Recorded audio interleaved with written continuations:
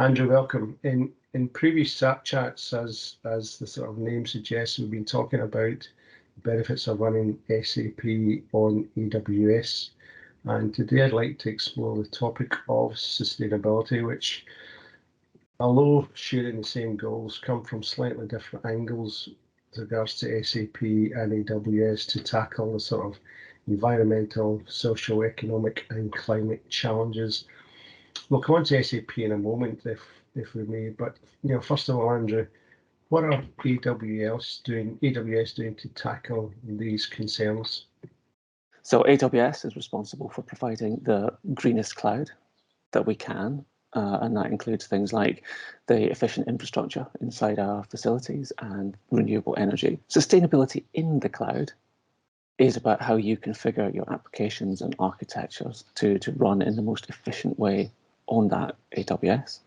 And then the third part is about sustainability through the cloud, where you're using cloud technology as an enabler to achieve your wider sustainability goals.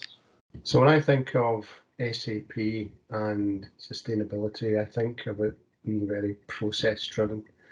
So it's all about looking at sourcing sustainable and where possible recyclable materials. From a procurement point of view, it's looking at CO2 footprint from sort of procurement through to delivery. Internally, it's about monitoring warehouse emissions and making sure when we are dispatching goods, we're doing via economical transport routing. So it's very, it's all about processing the data very efficiently. But of course, in the world of AWS and cloud, you've got a whole host of different things to consider.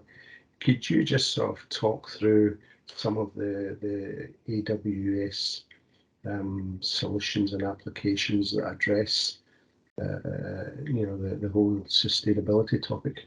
First of all, we've launched a customer carbon footprint tool so that you can see the footprint of your AWS usage, sort of month by month, going back to January 2020.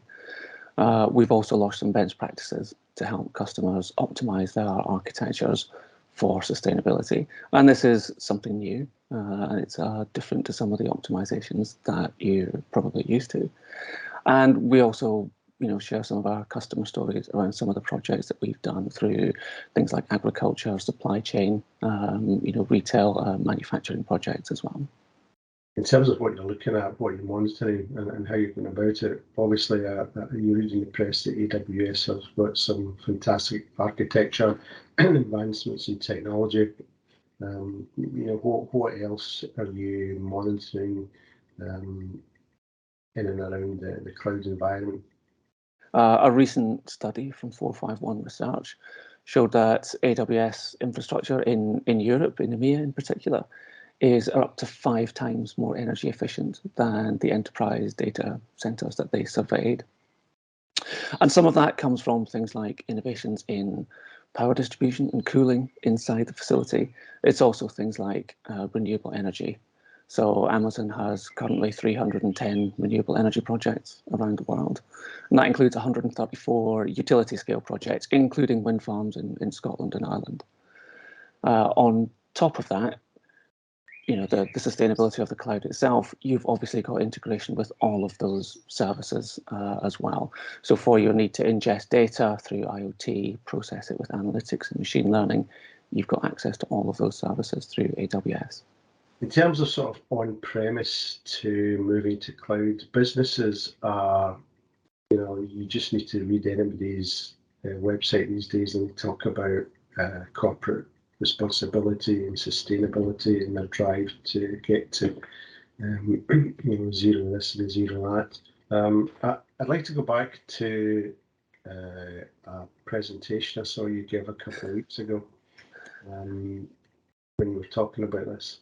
And you were talking about 3 areas. I can't remember whether it was A, B, or C, or 1, 2, and 3. And you were talking about how AWS tackle 2 of the 3 at the moment.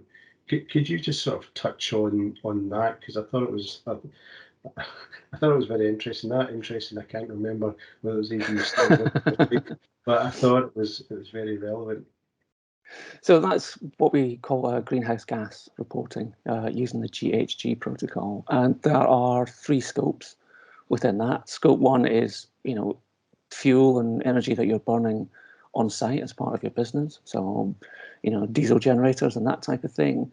Scope 2 is the energy from, or rather the emissions associated with the electricity that you use in your business.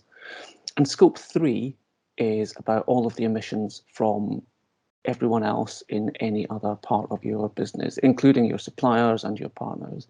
And usually it's the, scope 3 tracking is usually the big project because of the complexity of it. So Andrew, it's exciting times in the world of sustainability. What, in terms of innovation, can we look forward to from AWS? So right now we see customers working with, again, IoT projects to capture data right across their, across their supply chains, across their whole estate. We see people working with sustainability data from, AWS projects like the Amazon Sustainability Data Initiative, and marketplace like Amazon Data Exchange for Sustainability. And it's really, that combining data, combining those advanced services for, faster innovation. That's really where we see sustainability going. Andrew, I'd like to thank you for your time today. I'm sure we will come back and discuss some of this in more detail in future Snapchats. But for now, thanks very much, Andrew. Take care. You're very welcome. Thank you.